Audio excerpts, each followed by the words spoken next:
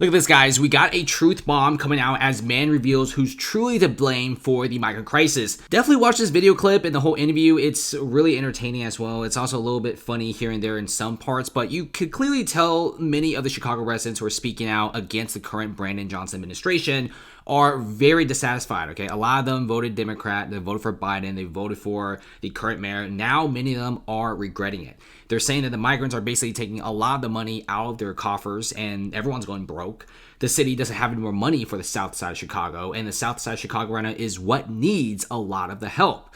So now you also have a lot of sagging poll numbers. Many people and many Chicago residents are all asking the same question. Why in the world did Chicago play the sanctuary city card? Because the migrants, frankly, it's a very expensive thing to do, playing sanctuary city status. Like South Shore, for example, Chicago voted for Biden in 2020 by a overwhelmingly majority of 97%. Now the residents are angry. They're furious that they have to be playing the sanctuary city card.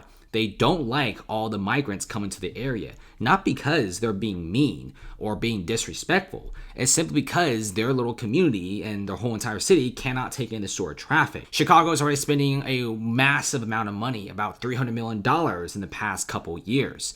And a lot of people are going to these shelters. You know, what's really bad about this is not only is Chicago spending a third of $1 billion, but they're also evicting a bunch of migrants because they can't keep paying for all these shelters. What? I mean, at least make sure the migrants are in the shelters if you're spending $300 million.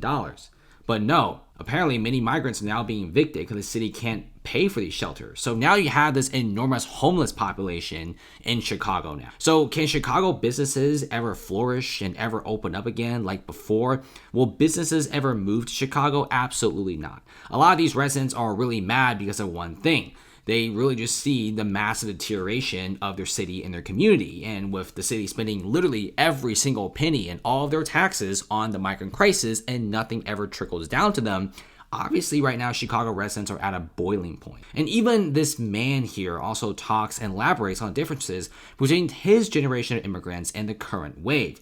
And many of these videos are on X. It's free of charge to watch and listen to, and it's highly interesting to see what a lot of the citizens of Chicago have to say. And I could tell you of all of these several interviews, not one actually likes the current administration, what's going on. Many people actually dislike the current administration and whatever Chicago is constantly cooking up on. Also comments on increasing gang violence, increasing crime. His community is having businesses shutting down. People don't want to live here anymore. Chicago is one of the main cities. In fact, top 5 biggest American cities will have population outflow. Many people are leaving places like New York City, Chicago, San Francisco, and going to places like Houston, Austin, Vegas, Tampa, Miami. And check this out. Chicago residents are also very furious at Brandon Johnson over the migrant crisis. They're even saying that we're like prisoners in our own homes, and saying that the migrant crisis is basically collapsing the whole city. Communities don't have any more funding left as the city directs every single penny and all the funding and cash to the migrant crisis. These people, they work and they pay their fair share of taxes, which Chicago taxes are extremely high.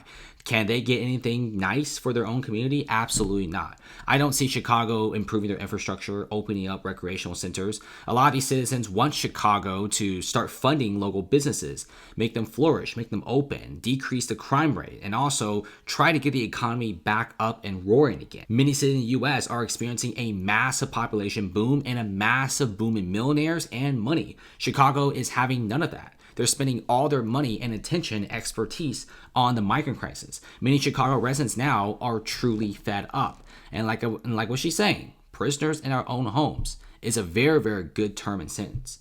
So yes, definitely check out some of these videos yourself. It's very interesting to see what a lot of the domestic Chicago residents are thinking and feeling. And many of them are feeling rage right now. They're not happy about the situation.